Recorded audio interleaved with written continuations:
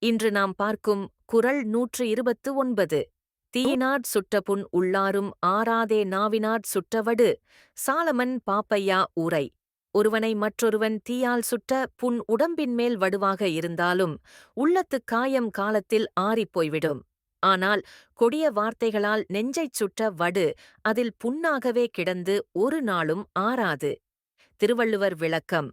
திருவள்ளுவர் கூறுவது, உடலுக்கு வரும் புண் சில நேரத்தில் குணமாகும்.